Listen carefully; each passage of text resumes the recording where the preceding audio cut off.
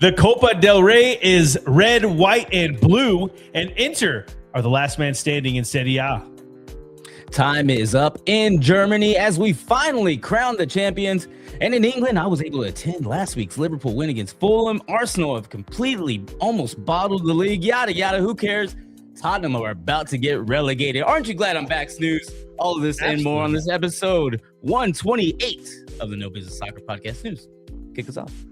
Let's dig in.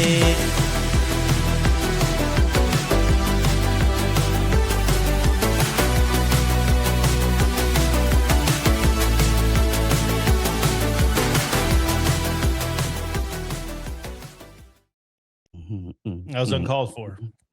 Uncalled for. Sorry. What's up, everybody? Welcome to the No Business Soccer Podcast. I'm your host, Snooze, and we got the full fam finally back together.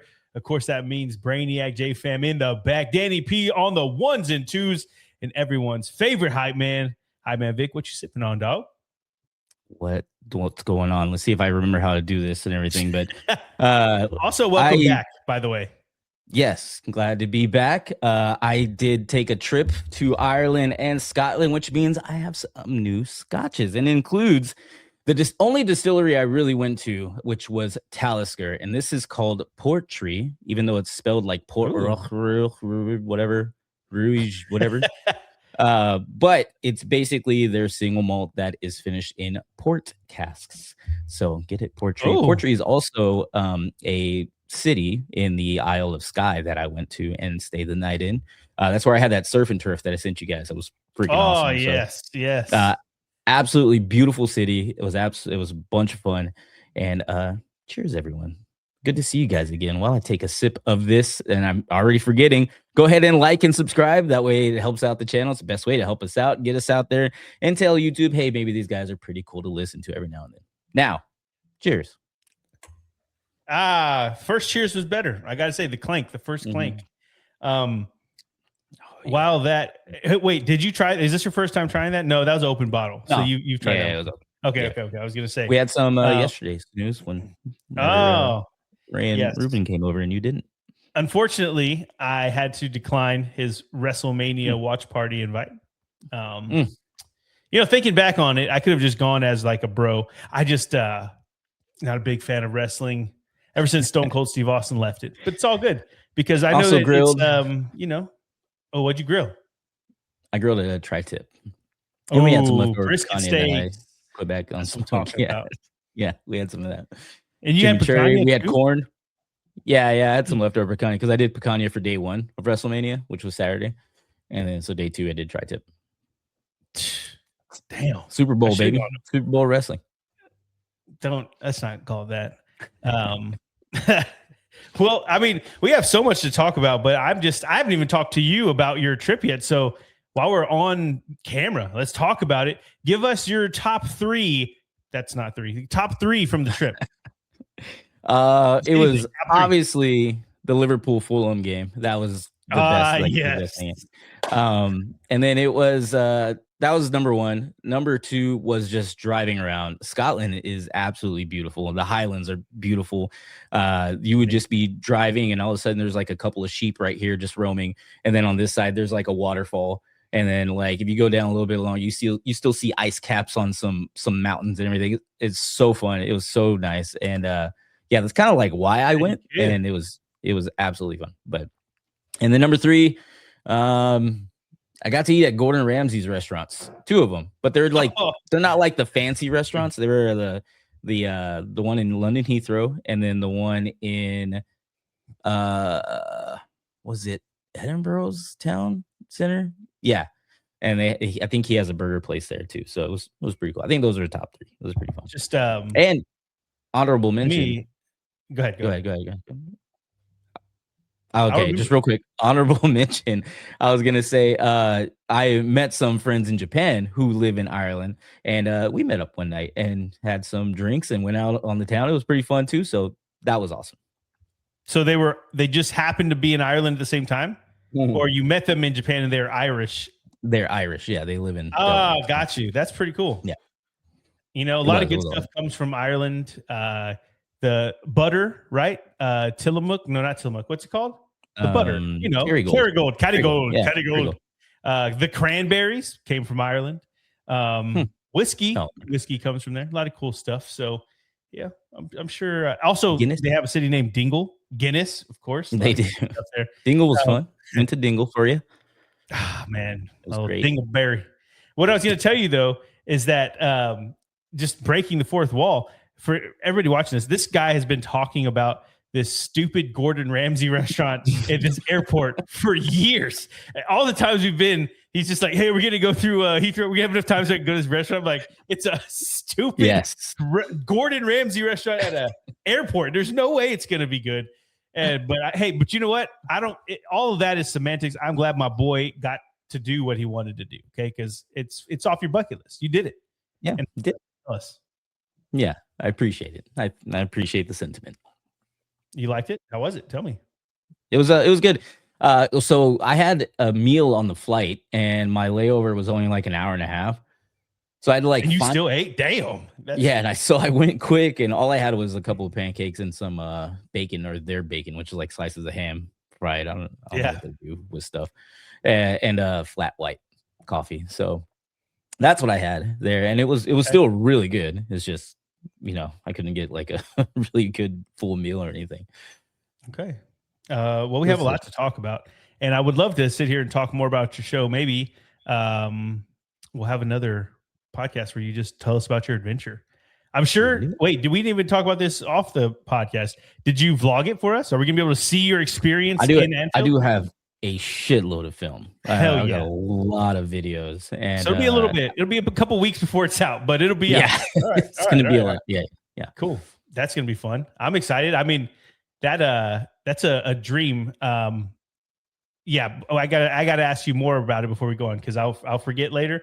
How was it? Like, what was the feeling that you felt as you were walking through the halls of Anfield, walking up to it and everything? Dude. It was just like surreal. Yeah, it was surreal. Yeah, I think that's what I told you guys. I think that's what I told everybody. It's just like I'm here, and I was like trying to like record everything because I went Saturday, went to the game, just trying to like record everything, and every mural on the wall, and taking all these pictures, and then going up to see. And then I got hospitality tickets, so like we got free food, and like everything in there was like Liverpool themed, and we get a free halftime beer or drink or anything like that, or everything like that. The only thing I didn't do was record the "You'll Never Walk Alone," because that was Hypeman Vick time. All right, that's for you. You want to be on the phone? Yeah, that was for me. That was Hypeman Vick time. So, but it was awesome. It was absolutely awesome. It was great to be there. And then the next day, I did the tour for Anfield as well, which was crazy. There's so much stuff there. I thought you did Hill Dickinson the next day. I just went there because I was early. Like I had to be out of my hotel, so I was like, let me drive around. I guess Hill Dickinson's here. I can get some pictures for our boy Danny P in the back. I need to take it. Let me go unload this somewhere. Not an answer. I have that whole story. We could talk about that because that's a fun story. I still haven't even told you guys what happened but that's a. You want to get into it? Are we going to get into it? When is the story? When are we hearing it? I mean, right now. I don't know if Danny P's very tired of hearing me. Okay, look, we're only 10 minutes in. We got plenty of time. So I leave my hotel at I think checkout's at 10. So I had nothing to do until 2:30, which was my Anfield tour. Yeah, it's a lot of time. Yeah, and I wasn't very hungry or anything. I had like some toast or some like sad bed and breakfast, whatever. So I was like, well, let me go to Hill Dickinson Stadium, and because it's right there. And I saw Goodison Park too, and so I Hill Dickinson is like on the docks, and there are little docks around it. When I was driving, I was like, oh, you can walk over there and get a good angle of it. So I did. I went and got some pictures, and then I saw like the gift shop opened up at 11, and I was like, dude, I gotta take a dump. Like, let me wait until that comes open. And it got open, and so I go into the gift shop, and I'm like, well, let me get something first. And I was like, nah, I gotta go now. So I asked them like, hey, do you guys have a restroom? And they're like, oh no, you just go next door and you can go. I'm like, okay. So I go next door, and it's like a security thing. Like you have to like everything, and people are like checking in to go in there. Yeah. Well, I'll get there. I was trying to go take it down. I was like, hey, so I get in there and there's like all the security. I'm like, hey, they told me that there was a restroom here. And they're like, oh yeah, just go through security and it's upstairs. I'm like, all right, okay. So I just go through security, I got nothing. And I start going upstairs and it's like this dark wall. I got a video of it. This dark, like escalator going up with these blue lights. And you go up and I'm in the Hill Dickinson hospitality room. And I'm like, holy shit. Like, and people are drinking, like, because they're about to go on a tour. And people are drinking, and like bartender kind of looks at me like, hey, what's up? I'm like, oh, I'm just, going. I also, this will be in the video too. I had my Liverpool scarf with me just for protection when I was in there. So I have my Liverpool scarf with me in my pocket. But so I go up and I'm just like looking around. So I'm like, let me just take some videos because I don't know what I'm doing in here. And so I take some videos and stuff, and then like I'm starting to leave, and before I leave, because I go and take a dump. Sorry, that was obvious. We obviously needed to hear about the dump part. We needed to make sure your bowels were clean. Yes, exactly. So I was good. I was ready to go. And it took a while, but like I started leaving, and all of a sudden this guy's like, hey, what's going on? Like, you here for the tour? I'm like, oh no, they told me to come use the restroom up here. And he's like, oh, where are you from? Because I'm obviously not from England. He was like, what part of America are you from? I'm like, oh, I'm from Texas, He's like, oh, so how long have you supported Everton? I'm like, I don't actually. I actually support Liverpool. I just came over here to like get some pictures of the stadium and my friend use the restroom. And so we just started talking about like how, Snooze, you got us into soccer and at least the Prem, and like how we pick teams and like how I picked Liverpool because they were good in the 90s, like the Dallas Cowboys, all that stuff. So I was just like, yeah, that seems like my team. So we started talking, and it was like about, I want to say 12-ish or something like that. And he's like, hey, so do you want to go on the tour? And I'm like, oh no, I didn't buy tickets or anything. He's like, I'm doing it. Like, you can just come with us if you want. And I was like, I'm the tour.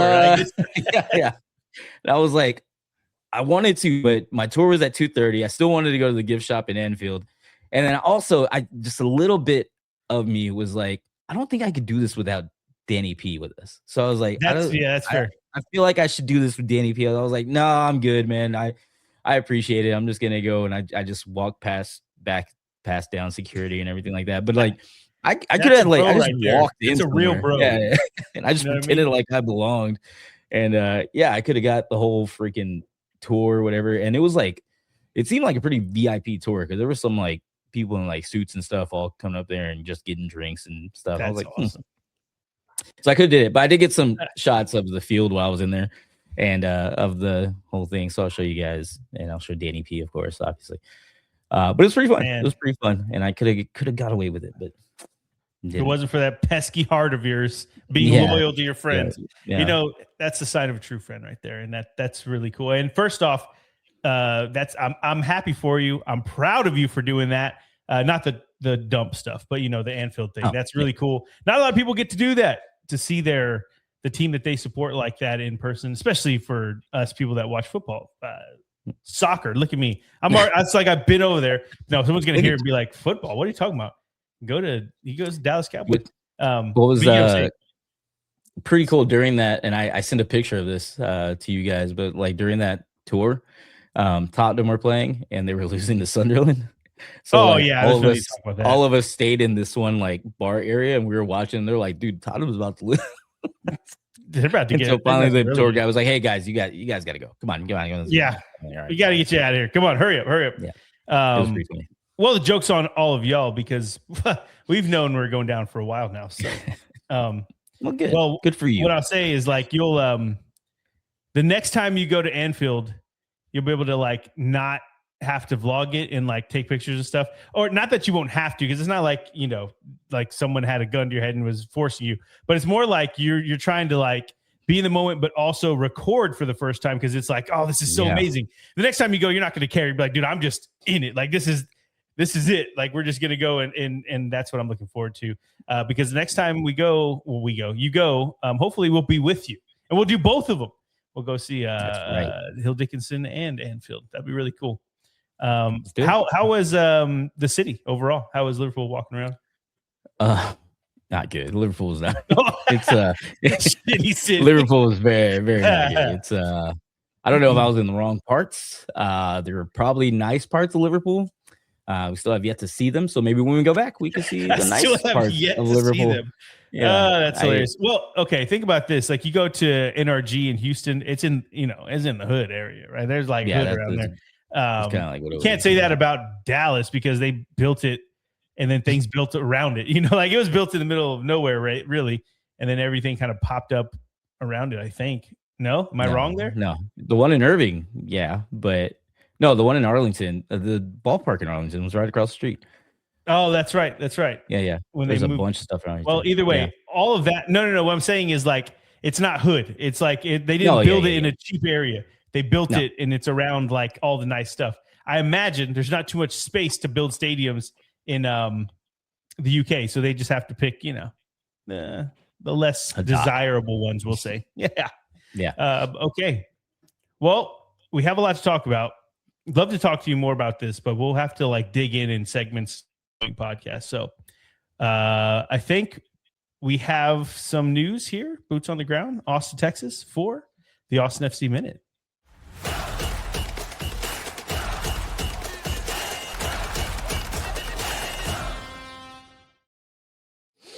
And I'm sorry, Danny P. I'm going to continue talking because moving on to the Austin FC Minute, it hasn't been great to be in the Verde and Black.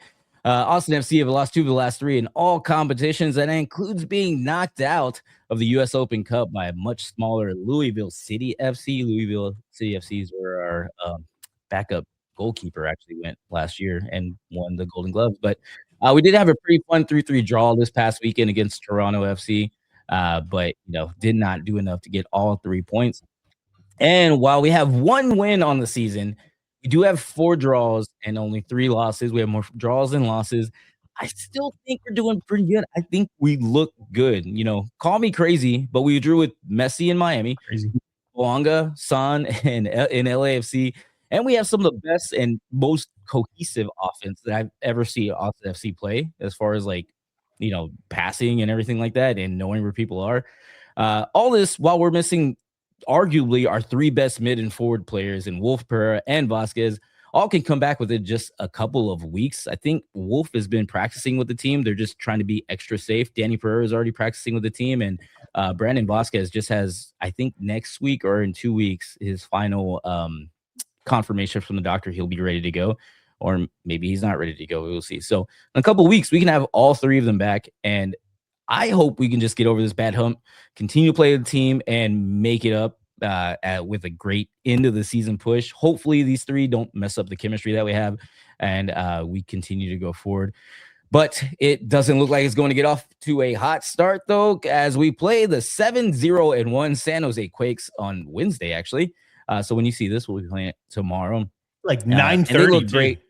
Yeah, 9:30 because it's freaking California and we have to conform to their time. It sucks.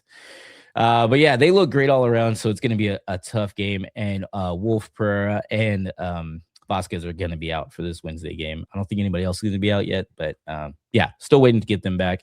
So it's going to be a late night, but your boy's going to stay up for it. And it might just be all for naught. We will see. But who knows? Who knows? Hopefully we have some good news coming whenever we do our next European look ahead, which will come out this Friday, and maybe we'll be a little bit happier in the Verde Black. We'll see.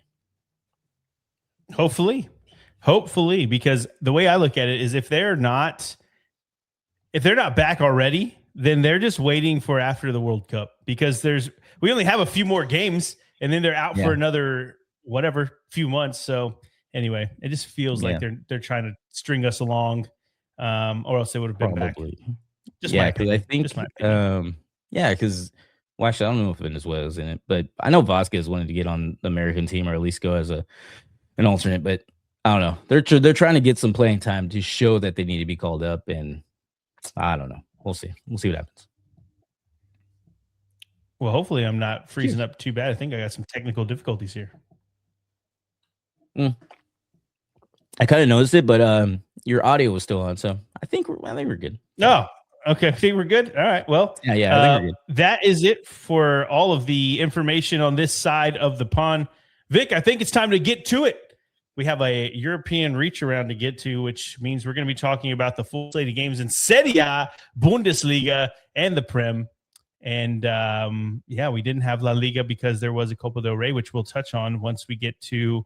We'll do it at the end. How about that? We'll do some news wrap up at the end. So let's do it. Let's go to Italy. Let's do it to Serie A.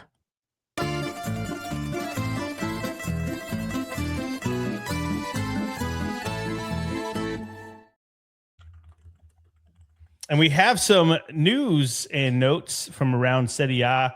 Actually, this news and notes from around Italy. There's a second division, Serie B, however you want to say that. And in that league, American goalkeeper Jonathan Klinsmann has suffered a broken neck. That is insane. If you think about how, I haven't seen the play yet, but either way, he plays for Italian club Cesena. I'm not sure how you pronounce that, but Cesena, probably how you say it, on Saturday. But the U.S. men's national team hopeful, who is the son of former U.S. manager Jurgen Klinsmann, you know that guy, he had to be taken off the field on a stretcher, and not a good time for him at their game against Palermo. It was a collision. Opposition player goes down. He goes down, has to be taken to the hospital. It's revealed, though, that he had a cut to his head, and he has a fracture in his first cervical vertebra. How did you get Bray out of that? But anyway, not good times for our U.S. brethren abroad. Got a few of them in Serie A, and this one in Serie B does not have a great time. Other than that, though, not a lot of stuff in news and notes outside of Italy. No respect to Mr. Jonathan Klinsmann. It's just the best I could do here for you. So with that, Vic, let's get into it. Yes, that is your top news. Now let's go to your top matches for Serie A match day 33. And your top match was Roma and Atalanta fighting to a 1-1 draw as Roma keep the leg up for European competition places. It ends all square at the Stadio Olimpico, and it really puts Roma in the driver's seat to finish in the top 6. Atalanta have shown that they're decent enough to compete in Europe, and even in this game, they went up early with a long-range perfect shot from Krstovic, but they just weren't consistent enough to get the job done, and they weren't consistent enough throughout the season, and it just really means that they have to really outpace Roma by 4 points in the final 5 games if they're going to get in. It doesn't look like it's going to happen. And that was your top matchup for Serie A match day 33. Let's go ahead and get into the rest of the match day. And it started on Friday as Sassuolo get a 2-1 win against the now winless in 3 straight Como. Crazy. Sassuolo put a stop to the Como Champions League conversation with this home win. And I've been saying that the money would be great for this team, this Como side, to get into the Champions League.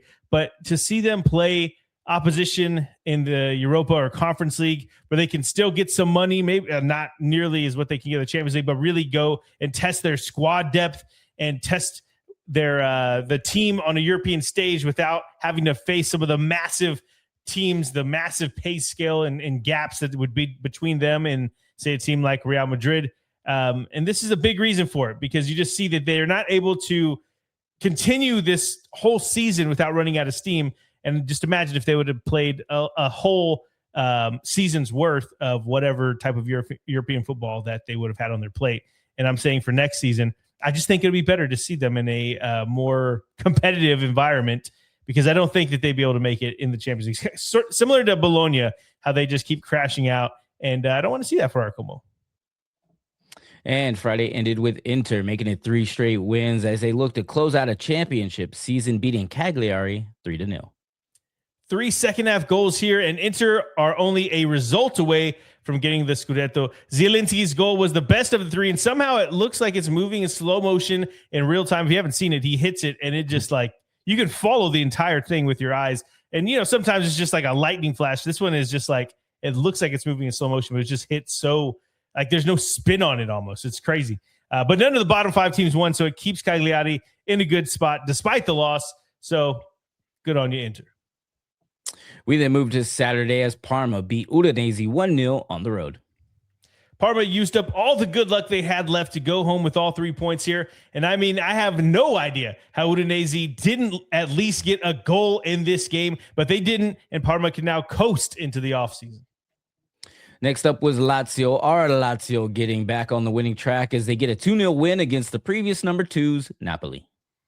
Napoli's unbeaten run is ended by our Lazio, who just continue to press on, even though the Europe dream is kind of out the window at this point. And it's really good because Inter have proven that they're the only team that has been consistent enough to win the Scudetto, and Napoli continues to prove why that there's a big enough gap to where it looks like Inter's going to win that title next week. I mean, if my math is right, but either way, it's just maybe Juve is the other team because they've been pretty consistent too. They just didn't have the good start to the season.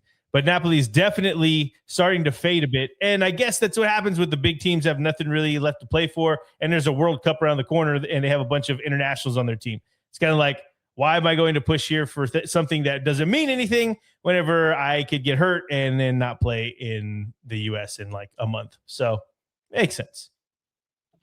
And Friday ended with your No Business Soccer podcast top match of the week. That was Roma and Atalanta. We talked about that. So we moved to everyone's favorite Sunday. And it started with wishing we hit the snooze button as Cremonese and Torino draw 0-0. Yeah, really not too much to say about a 0-0 with a team that is mid-table and a team that is fighting relegation, we'll put it. But either way, the point does help Cremonese. Next up was Milan breaking the losing streak as they get a 1-0 win against the lowly Verona.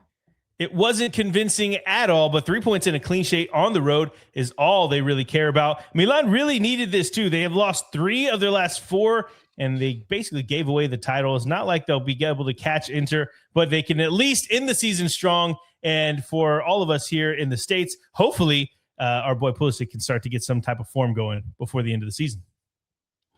And Sunday continued with Genoa taking advantage of playing bottom of the table Pisa with a 2-1 win. Genoa have been putting in work these past 2 rounds, and they have back-to-back wins to show for it. Pisa know they're going down, but Genoa can also call themselves safes. Call themselves safes? That's not how you say that. Call themselves safe for now. And Sunday ended with Juve continuing their impressive end to a season as they beat Bologna 2-0. Jonathan David scored in the second minute, and Thuram scored in the second half, and it was basically never close in this game. Orsolini was creating and trying to make things happen, but Juve were just too good for Bologna up and down the pitch. And also, shout out to our boy Weston McKennie, who got the assist for the Thuram goal by Juve. And match day 33 ends with a stalemate on Monday Night Football as the Milkmen Lecce draw at home against our Fiorentina 1-1. It's unfortunate for our Fiorentina to give up that late equalizer. They had plenty of time to go back ahead, though. But really, 8 points clear of the drop with 5 games left should be enough. It won't be comfortable, but it should be enough. And those are your matches from Serie A match day 33. Let's take a look at the table after this match day. And on top, you'll see Inter. It looks like, again, just 1 win away from solidifying their championship season. They have 78 points. They are followed by AC Milan, who have 66 points, clear 12 points behind them. And then in third spot is Napoli with 66 points as well. And then rounding out our top 4 is Juve with their impressive run of form as of late. They have 63 points. And then tickling our top 4 is Como, who now have 3 straight winless. They have 58 points. And don't look now, Roma are right behind them with 58 points. Tied, of course, back on goal differential. And if we look at the bottom of the table, I don't know if we're there yet, but I mean, Pisa and Hellas Verona have been 19 and 20, 20 and 19. They've been going back and forth pretty much since week 3, I think. But they have 18 points apiece. They are almost a well-relegated machine. They are followed by Lecce, who are in the 18th spot. They have 28 points, and they take up the last relegation spot. There you go. That's what it's called. I'm sorry. There's a little bit of rust. Let me work through here. Also in the close to the relegation zone, tickling the relegation zone is Cremonese. Yeah. They have 28 points as well with Lecce. The Milkman, of course, on top of them be on goal differential. Yes, sir. Going to be a tight race there. I mean, I don't think I see Cagliari dropping enough points. So it's really just 2 teams Kind of like some other leagues that we're going to talk about here in a bit. But yeah, getting down to the nitty gritty. Yes, sir. Sorry, I was trying to see who old Cagliari plays left. They have. I will as soon as this. Atalanta, Bologna, Udinese, Torino, and Milan. That's actually really tough.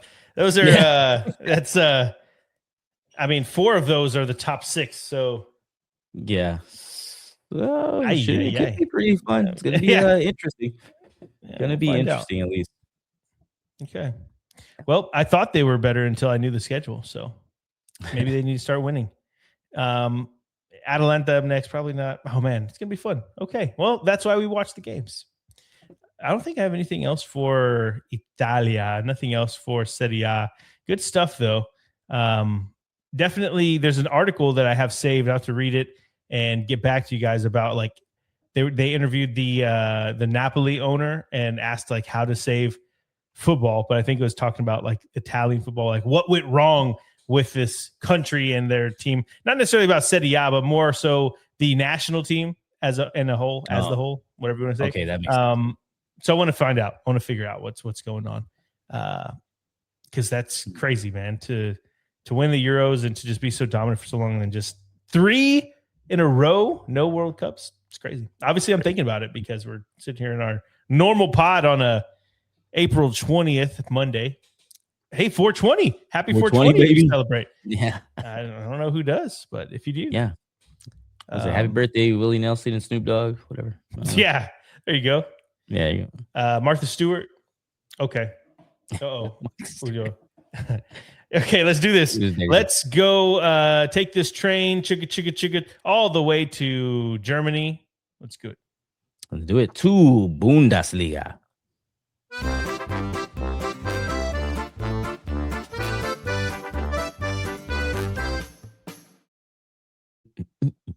And I do have some news and notes from around the Bundesliga, and this time it's a little bit better than broken neck news. So Bayern are your German champions as they make it back-to-back Bundesliga titles under Vincent Kompany. Winning the Bundesliga doesn't seem like a big deal for a neutral fan because Bayern always win it, and it just seems like that's the league, that's the way that it's set up.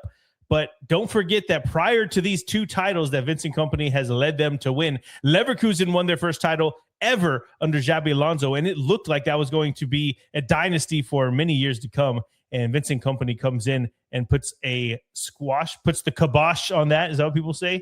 There was plenty of speculation when Kompany got the Bayern gig that maybe they were, I don't know, he was a little bit out of his league. He didn't have that much experience. He was with Burnley. He was relegated, promoted, of course, but then relegated. And now he's made everyone eat their words. And Vic, could you imagine if not only he goes on to win, well, he did win the Bundesliga, but if he goes on to win the Champions League as well, that would be absolutely insane. He'd be walking out flipping birds to people for all of the things that we said going into his reign here at Bayern. So congrats, Bayern.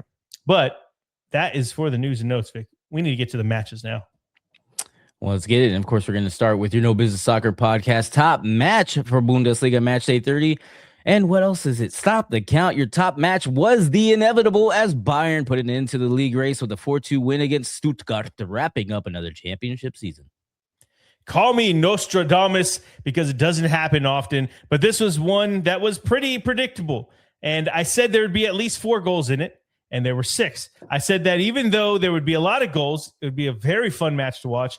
Bayern would probably still win 4-1 or 5-2, and it was close enough, 4-2, right in between. I just assumed that Stuttgart would be a little bit better. They'd come out a little bit faster and put the game really into, or I guess put the pressure on Bayern is the way I'm trying to say, because of the way they've played against everyone.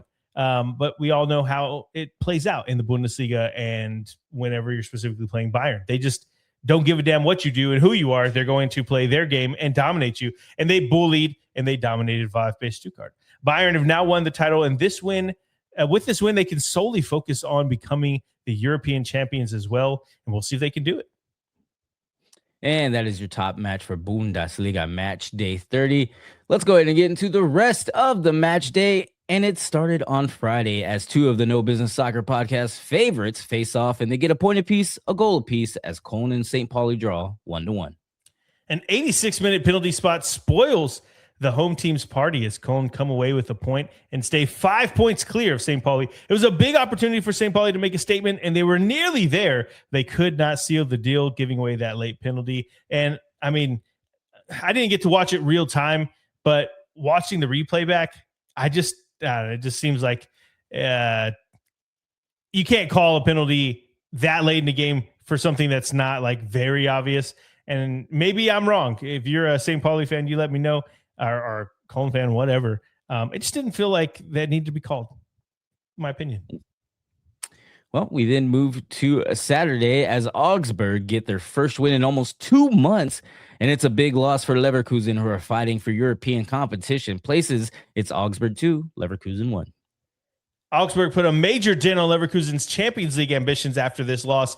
It was a late penalty that was the difference, and I don't know if I can see Leverkusen bouncing back to get into the top four. They're just not the team that they were under Xabi Alonso, obviously, and I don't think they have the fight to get back into it. Next up was Hoffenheim, taking advantage of the Leverkusen loss as they beat the best of the rest, Borussia Dortmund, 2-1. The Hoff said, "We are not done yet." A brace of penalties from Kramaric outdoes a beautiful shot from Girassi from outside of the box. There's a lot of outs there. That's why I'm tripping up on that. Anyway, it means that Dortmund have now lost back-to-back games. They're getting into the Champions League more than likely, but Hoffenheim proved that they aren't out of the fight yet. And our next matchup is what I'm calling the head just above water derby, as Werder Bremen get a 3-1 win against Hamburg to inch further away from relegation places. And not only is it the head above water derby or whatever you just said, it's also the Nord derby, if I pronounce that correctly. Bremen take the Nord derby, and it was a big one because not only does it see them go 5 points clear of St. Pauli, but that also they caught Hamburg, Gladbach, and Köln on 31 points, and we'll show you the table here in a minute. But just know it is a big, big result for Werder Bremen. And Saturday continued with Union Berlin, now going 4 straight winless as Wolfsburg get just their second win in 2026, 2-1. Marie-Louis Eta's first game, it definitely didn't go according to plan. With the home loss to the worst team in the Bundesliga and Wolves, I think Union are still going to be safe come the end of the season. But this result, coupled with the fact that almost all the teams below them got points, does not help that thought process. And Wolfsburg, for as terrible as they've been, they now got themselves within 2 points of St. Pauli with 4 games to play. So they're definitely not down and out yet. It's going to be tough to see if they can continue to stack up results because they haven't shown that they can do that. But this can go a long way to seeing that they do. And I mean, if you watch the game, the 2 goals that Wolfsburg scored were just worldies, as the British would call it. And there's just some things you can't get by. Like, it happens, it sucks. You just got to go score more goals, and they weren't able to do that. And Saturday ends with Leipzig continuing their strong finish as they make it 4 straight at the expense of Eintracht Frankfurt, 3-1.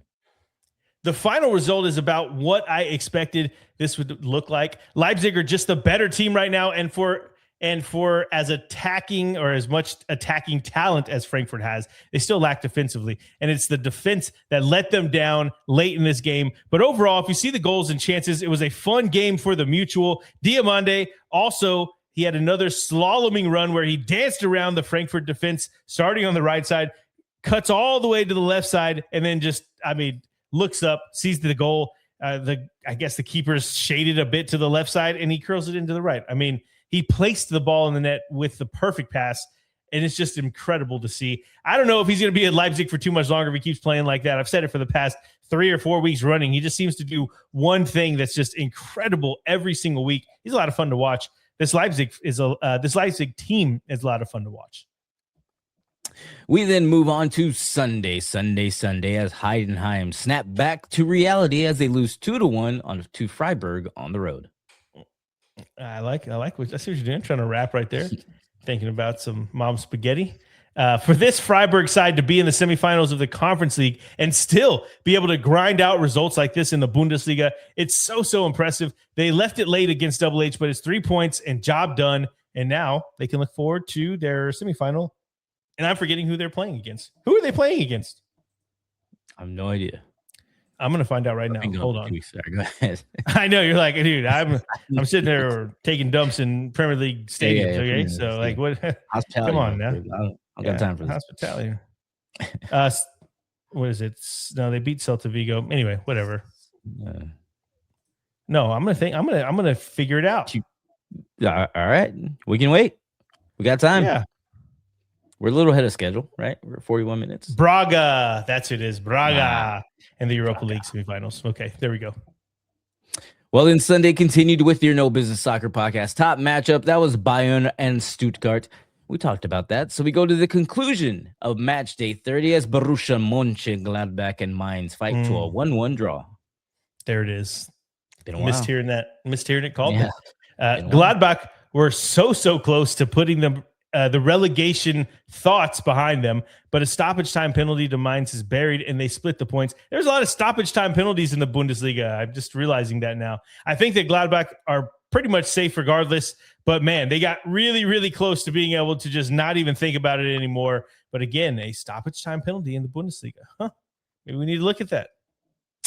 Maybe the fix is in, but those are your matches for Bundesliga match day 30. Let's go ahead and take a look at the table. As we crown your kings up top, Bayern Munich, finally, the inevitable, as we said earlier, have 79 points. They have, go ahead.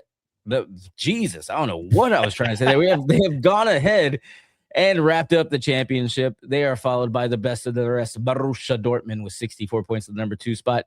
RB Leipzig take the number 3 spot with 59 points, and then Stuttgart, who are just fresh off a loss, around our top 4, 56 points, and then tickling our top 4 is Hoffenheim with 54 points, again trying to get into those Champions League spots. And if we look at the bottom of the table, you'll, of course, find Heidenheim. They've been there for a while. They have 19 points in the 18th spot. They are followed by, or just above them, is Wolfsburg with 24 points, fresh off a win. And then in that little relegation playoff battle is St. Pauli, one of the No Business Soccer podcast faves. St. Pauli with 26 points. They are 5 points behind Werder Bremen. And like I said, Werder Bremen and Hamburg were in that head just above water derby that I was calling it, because they're right there, just right above that relegation zone battle. So they neighbors, derby opponents, head above water. I mean, come on, it's crazy. Yeah. But look at that. That's what I was talking about. The reason why that result was so important for Werder Bremen is because 31 points for 15, 14, 13, and 12. I mean, and even 1 point more, and you're at Union Berlin. Like, this is that we're talking mid-table, and we're only, I mean, what is that?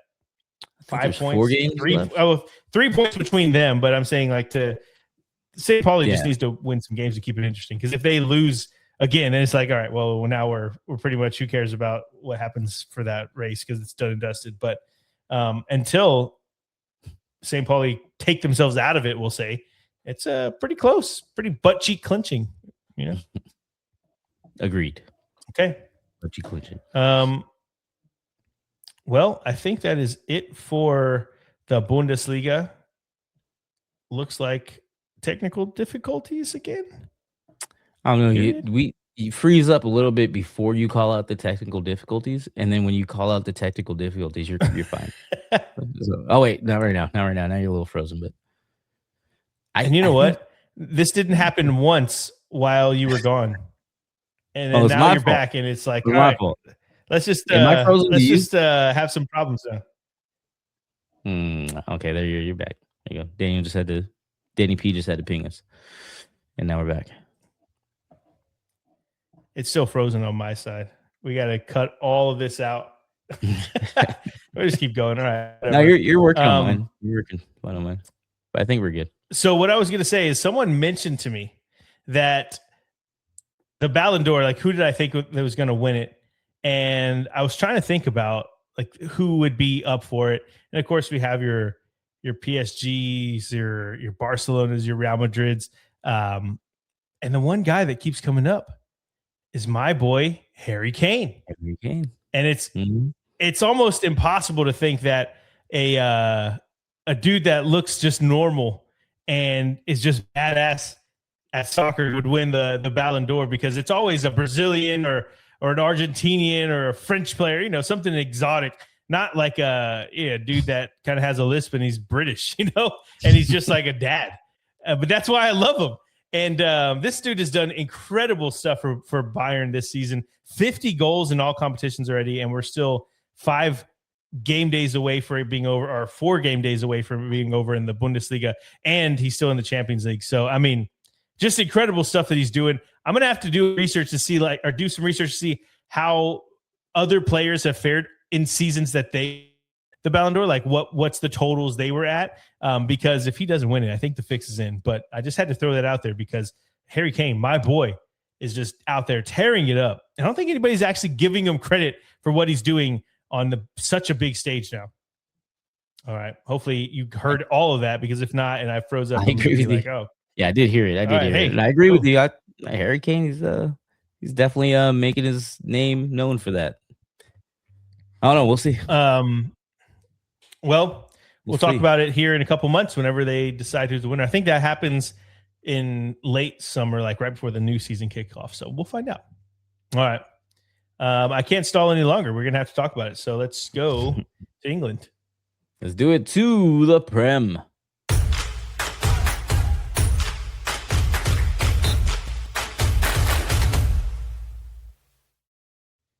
We are here. All right. We're here. I'm glad you're happy about this. Just let it happen. Right. Yeah. We have some news and notes, though. We mentioned it when it happened, but after this weekend, I did a bit of digging into some data about how teams did in the league after winning the Carabao Cup. And let me let you know what AI told me, because I was very curious about this. But AI says that there's no guarantee that winning the Carabao Cup will lead to the double, as they call it. So that would be winning the Carabao Cup and then also winning the Prem. But it appears to give the team that wins it a significant advantage, and it establishes a psychological mindset of winning that helps them perform better for the rest of the season. This is what AI is saying. And here's some more data that points that it provided, because it has to tell some information as to why it came to that conclusion. Well, since 2013-14, every winner that's of the Carabao Cup has finished in a higher European spot than whenever they entered at that point. So let that be the Champions League from the Europa League, or the Europa League from the Conference League. Obviously, the Conference League didn't go back that far. But the point is, they have always, if they win the Carabao Cup, they've always tended to, in the season, way better, or in a better position. Essentially, what it's doing is it renders the automatic Conference League spot redundant to some of the top clubs, because they're going to get in regardless, and they always end up finding a way to get the Carabao Cup. And especially if they get the Carabao Cup, they end up doing better. Okay, let's move on. Under Pep Guardiola, City have achieved the League Cup and the Premier League title, which is, we'll call it the double, 3 times, it looks like. 2017 and 18, 18-19, and then 2020, 2021. So they have a very good track record of winning the Carabao Cup and then also winning the Prem, while Chelsea also did the same things in 04-05 and then again in 2014-2015.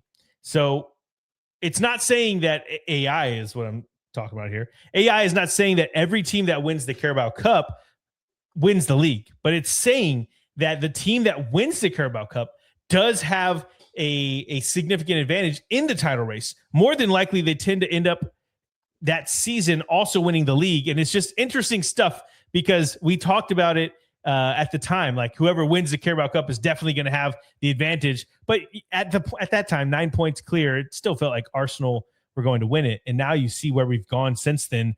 And interesting stuff there. Hopefully there's more numbers that can back it up. This is just like a quick AI thing that I did. I thought it was pretty fun. So we'll see how it ends. But Vic, there's a big game we got to talk about this week. Let's do it. Well, let's go ahead and get into it. Your No Business Soccer podcast. Top matches for Premier League match day 33. And your first match was Manchester United avoiding 3 straight winless with a 1-0 win against Chelsea, who are now on a 4-game losing streak. And it wasn't as open-ended as I thought it would be, but we were witnessing the collapse of Chelsea and Blueco's pet project in Liam Rosenior before our eyes. Chelsea lost to Manchester United at Stamford Bridge for the first time in 5 years, and that was their 4th straight loss to see them fall back to 6th and 7 points outside of the Champions League spots. United go 10 points clear of them and are almost a lock to get in at this point. And it's job well done. But the bigger question is, how long does Rosenior last if the results do not change? Also, since this happened, I was listening to a podcast. They were talking about how if Aston Villa win the Europa League and because that's an automatic bid into the Champions League. So if they win the Europa League, but they're in the top 5, then the Champions League goes down to the 6th spot, because like Spurs almost got relegated last season, but won the Europa League. So they got in. So there were 6 teams. But if Villa is in the Champions League spots already and they win the Europa League, it would just go to whoever's in the 6th spot, which could be Chelsea. So they could suck all this time and still get into that Champions League spot, which is absolutely insane. And your second match is, of course, the game with the highest stakes so far this season, as Manchester City beat the league leaders Arsenal 1-0. Snooze, give us the details on the significance. I kind of want to just freestyle this, but I do have some notes, so I'll keep my thoughts together by reading this, but then we'll just talk about it afterwards. So I think we could... Not 1-0, my bad. 2-1, not 1-0, my bad. Yes, 2-1. Yes. Arsenal did get a goal, but I'll tell you why it's pretty much like 2-0, because Arsenal didn't deserve that goal. Deserve is harsh. Anyway, I think we could all see this result coming from a mile away. It was pretty obvious that we were about to see City take this game, but then a little magician called Ryan Cherky, he comes in, he snakes through the Arsenal defense. It's probably one of the best goals I've seen all season. I mean, Eden Hazard, like if you know what I'm talking about, Eden Hazard was just really, really fun to watch. It's like the ball is glued to his feet, dances in between defenders, scores it, and you just felt like, yeah, this is what was coming. We all knew that City were about to win this, and now it's happening earlier than we thought. But when Donnarumma gave up the stupid goal to Havertz, and if you've seen it, you'll know why when Vic said 2-0, I'm okay with that, because Havertz basically tackled a goal into the net. And hey, it is what it is. But once that went in, I work on, across the pod. But once that goal went in, it kind of felt like, okay, maybe Arsenal came out here to play. Maybe they did make some changes and decide that, you know what, we're done sucking. We're going to pull our pants up. We're going to get this done. Yeah. Either way, it didn't happen. I mean, they get that goal. They end up coming back, and it felt for a while that they would get it done. But don't get me wrong, though. They had chances as they hit the bar. Havertz should have scored at the end of the game. If you're a striker for a Premier League team and the header comes to you in that critical moment, you have to get it down. You have to get it on target. And he doesn't. So maybe those go in and we have a different conversation. But the problem is they didn't. And City continued to be clutch, and they continue to win games that are close. And specifically in the spring, they just turn it on. They find another gear. I remember I mentioned earlier where they talk about the Carabao Cup thing and have an advantage, and it just kept coming to the forefront of my thought. That's why I wrote it as one of the news and notes, because I was thinking about it as I'm writing these podcast notes. But it's just like, how could you not think about that 9-point gap evaporating like this? Because now they just have to play a game on Wednesday to be above them in the table. I mean, like, this is incredible stuff that we're witnessing here. This would be the biggest bottle job. I don't know. I can't think of anything. Maybe I should have thought something better, Vic, since Carter had his bottle last night. Oh, that's an inside joke. Nobody knows who I'm talking about. Yeah, maybe Carter. Shout out Carter. But it's just improbable that this would happen, and yet it does. Arsenal, I think that they were destined to win this 2 months ago, and then they just decided to say, screw you, Destiny, and they have continued to slide ever since. It's just really City knowing how to win and Arsenal not knowing how to win at this point. It's not out of Arsenal's hands, but it's definitely not necessarily only in their hands now, because if City win this game on Wednesday against, I think they play Burnley, then they are level on points, I believe, but City would be above them because they have the better goal differential. And it's just, yeah, I mean, a goal differential game or a goal differential title is insane. This is probably one of the more competitive from top to bottom seasons in the Prem that we've seen in a very long time. And I'm excited for it. I just have a lot of friends, and I know a lot of people that are Arsenal fans, and it's I mean, I don't want to say it sucks because I don't like Arsenal, but sucks for them to see this happen. I mean, like, what's worse, Vic, watching your team get relegated or watch your team piss away the title? Who knows? 100%. No, yeah, I mean, that's debatable. 1,000%. Debatable. So we're still talking, like, we debate it all the time, which one's worse. But all right, let's. That's it for your top matches. We could talk all day about that one, but I think we have more to get into. Yes, sir. That is your No Business Soccer podcast. Top match for match day 33 of the Premier League. Let's go ahead and get to the rest of the matches. And it started on Saturday again with what should have been the snooze button as Fulham and Brentford draw 0-0. This result is exactly what Brentford wanted, as they got their 5th straight draw in the league. I mean, if you're getting draw after draw, you probably just want to draw forever now. It's crazy to me, though, how competitive the run in the top 7 is going to be, with 6 through 12 all separated by 3 points. We'll see the table here in a second. That's why I mentioned this season hasn't been the most fun to watch because everybody's just, I don't know, scoring from corners and set pieces. But as far as competitiveness in the table, it's absolutely unrivaled from top to bottom. And Saturday continued with Leeds taking advantage of the matchup with bottom of the table Wolverhampton as they get a 3-0 win. This is why the fix is in. Like, all of a sudden, all the teams at the bottom of the table want to start winning. It's acted like they're just really good all of a sudden. Leeds get 3 well-deserved and much-needed points at Ellen Road to extend themselves to 8 points clear of the drop zone. They were 9 before Spurs ended up getting that draw, but we'll talk about that in a second. And at 39 points, which pretty much means they're safe. I think typically it's like if you get 40 points, you're fine. You'd have to think about it. But the fact that the season's just been so crazy, 39 points basically sees them clear, but we'll have to wait for at least another week to verify that. Wolves have been really easy to beat in the league, and so if you're getting them late in the season, it's nice. Spurs do play them, so we'll see if that is true, if they're easy. But also, shout out to Brendan Aronson, who got an assist for Leeds in this game. We then move to Bournemouth, continuing their impressive run of form with a 2-1 win against Newcastle. An 85th minute goal gives the Cherries all 3 points and keeps them very much in the hunt for their maiden voyage in Europe. But Newcastle have now dropped to 14th and have 3 straight losses.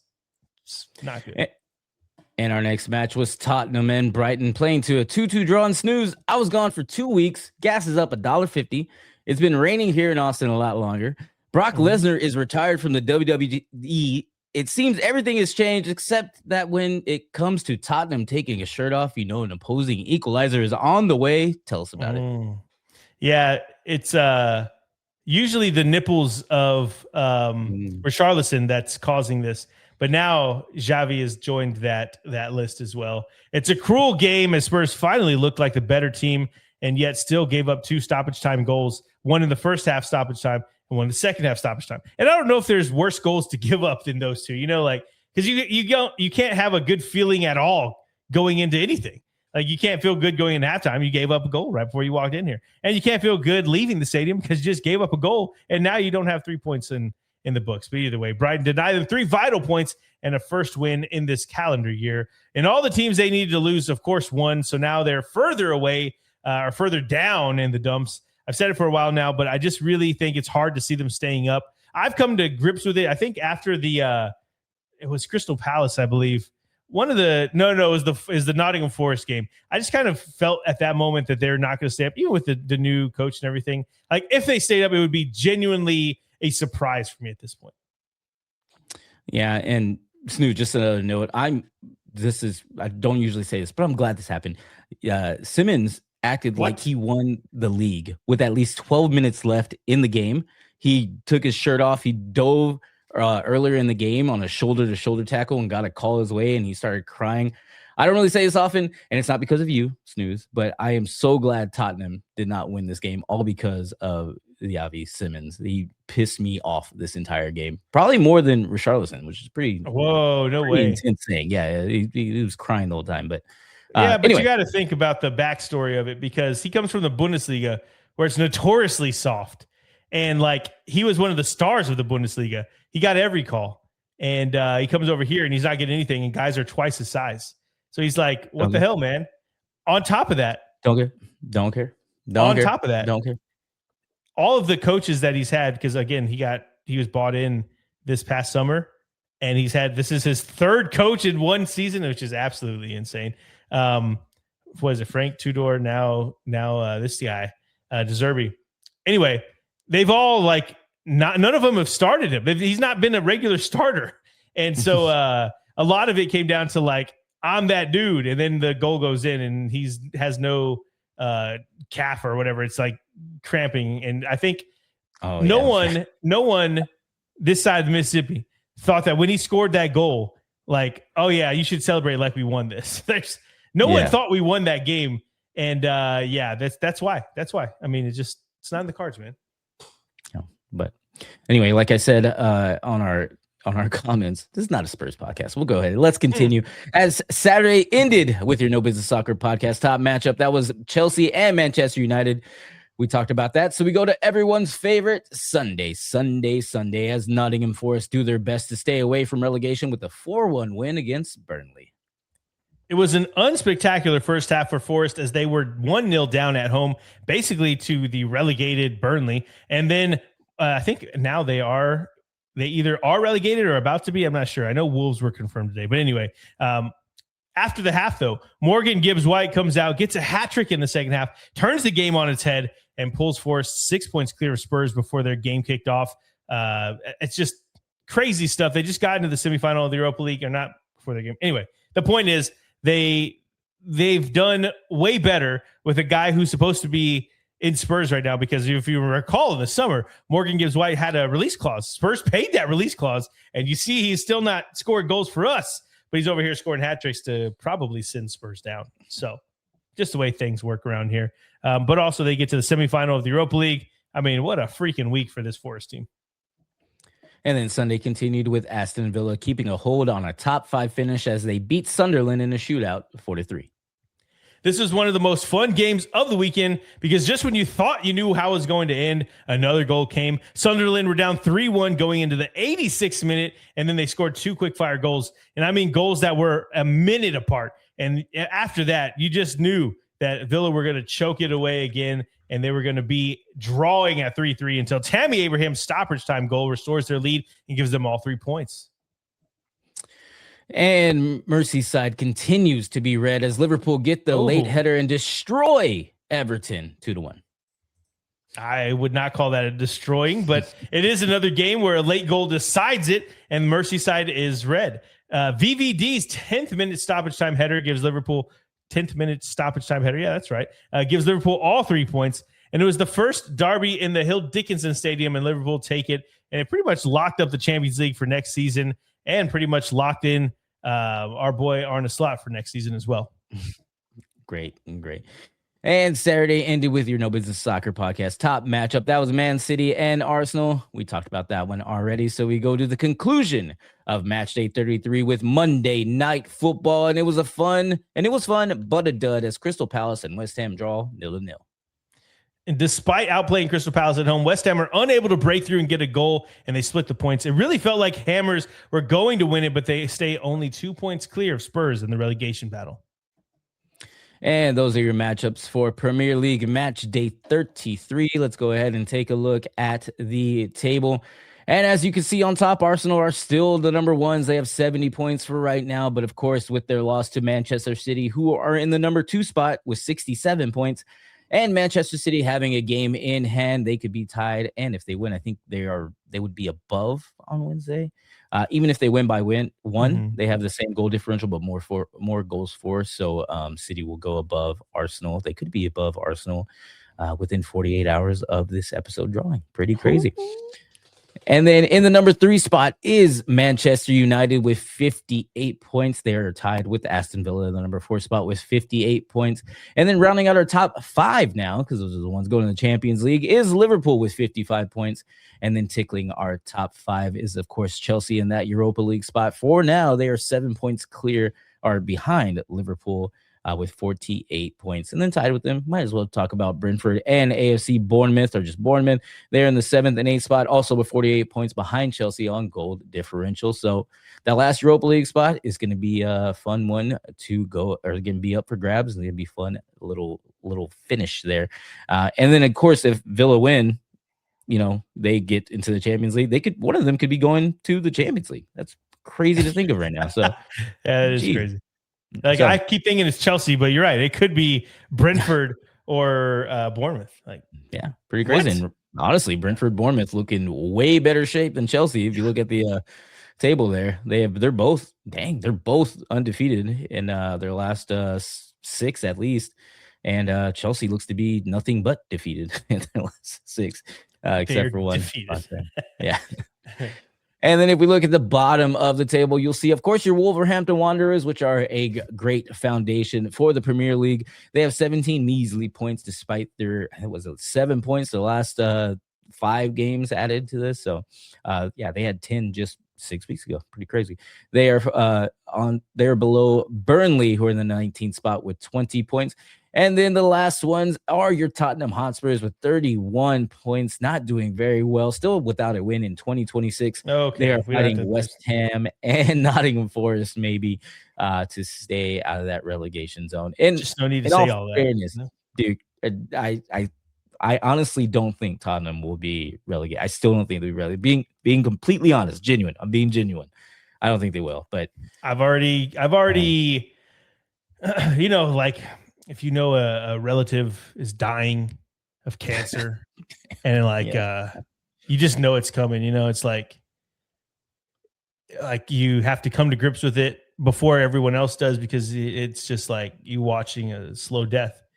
And that's kind of where I'm at. I've come to peace with who I am and who we are as a championship team right now. It is what it is. We're going down. We got 5 weeks. We'll see what happens in that time. And yeah. Yeah, it won't be fun. Fun for y'all maybe, but not for me. I have so much to talk about still, but we don't have any more time. We're already well over where we usually run. So I don't think I can say anything else, but I do want to shout out. I mentioned at the very top of the podcast that the Copa del Rey was red, white, and blue. And that's because the first ever American head coach in La Liga history also becomes the first American head coach to win the Copa del Rey, as Real Sociedad beats Atletico Madrid on penalties to win the Copa del Rey. It was a great game. 2-2. It ended in regular time going into the stoppage time penalty, the penalties to win it all. And he wins it. His team goes on, gets that dub. They take I don't know if you've seen all of the videos, but if there's been a trophy ceremony, I haven't seen it yet, but they definitely had the square packed out in San Sebastian. Everybody's watching it. It just looks amazing. And I already wanted to go to San Sebastian to see Real Sociedad, not only because I want to see the game, but also because San Sebastian just looks like an incredible place to go visit. And now it looks like there's going to be a statue built for an American head coach there. So we have to go. Yeah. I feel like they're going to like Americans more in San Sebastian because of it. So shout out to you, Reno Matarazzo. And I think that is it for today, as we've run well over. DJ, play our music. Hypeman Vick, take us home. Well, everyone, thank you for spending time with us and talking about some European football. Be sure to like and subscribe on all of our social medias. Everything is at No Business Soccer Podcast, except for TikTok, except for Twitter or X, if that's what you call it. That is at No Biz Sock Pod, because those names were way too damn long. Everyone, enjoy the little bit of midweek matchup that we have, and we will talk to you all very soon. Cheers. Peace.